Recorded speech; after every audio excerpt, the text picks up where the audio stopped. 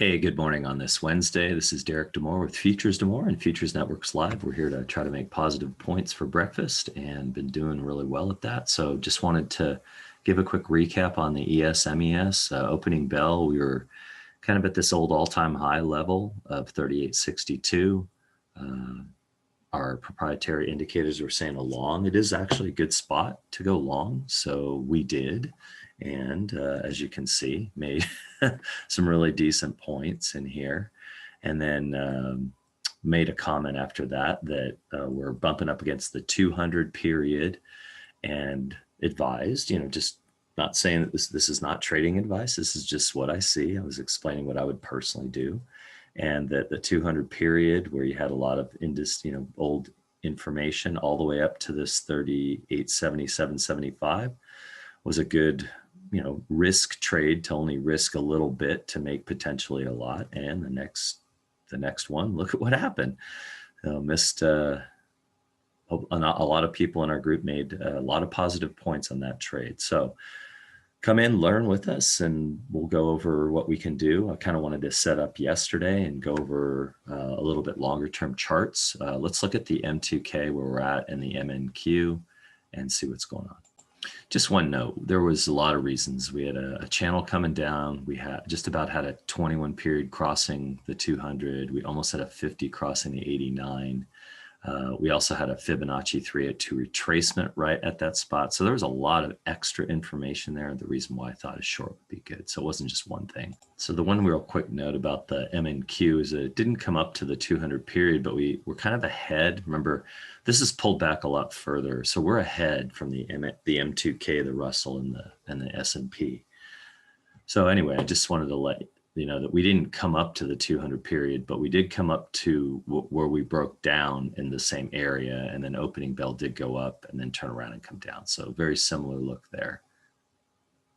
So again, the M2K is totally different, where we basically use the 200 as a spot to launch off of at opening bell. So here's opening bell. So that would have been a wonderful telltale sign. Launch, same 5 minute, and then turn around, kind of retest some old levels, and then launch from there. So this, again, I'll get into what I think today, but this was a little bit easier to trade than the opening bell in my opinion. Well, they're all kind of, it just depends on what you use as your floor, right? I think they're all tradable. It's just, taking the information, discerning it, and if you have a bunch of indicators that you like that all go together and you see the price action the way that you like it, then take it, get in.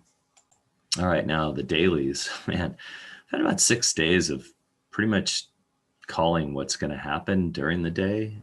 Yesterday, after we hit that low right after opening bell and I was doing the video, mentioned a V recovery to potentially test the 3900. It did. It came back down and then it ended at a doji.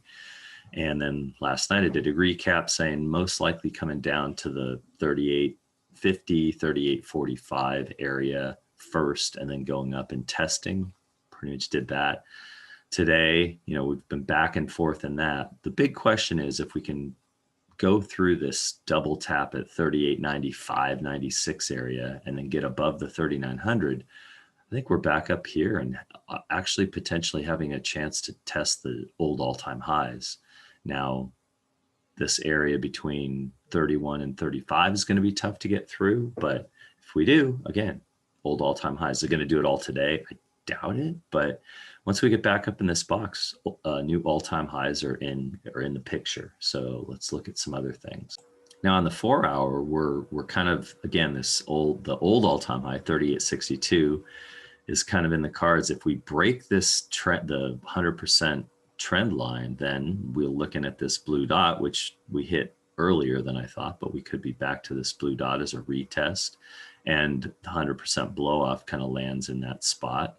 So this, again, it's all about the old all-time high today, staying up, breaking potentially 3900. Let's see what the 60 minutes says real quick. Rejection looks good, back up maybe halfway, so 38.79 again. So far it looks up a little bit for a while. Ooh, this is starting to break down though. Boy, it's going to be a tough one today, I think.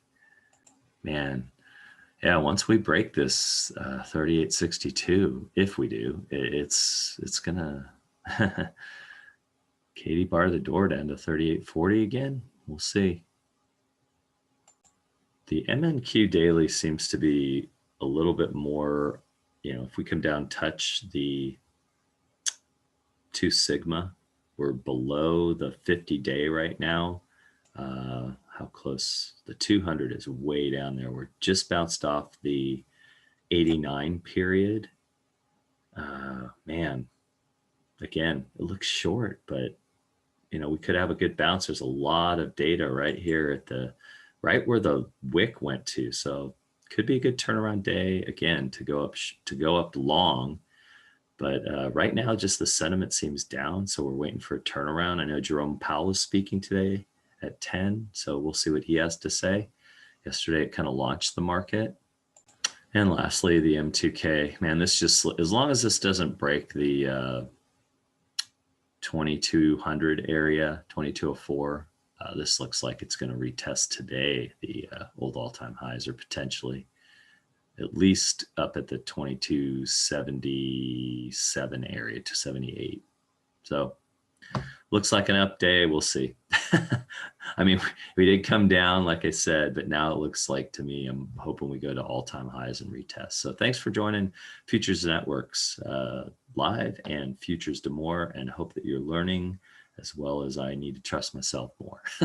All right. Have a great day. We'll talk to you soon. Bye.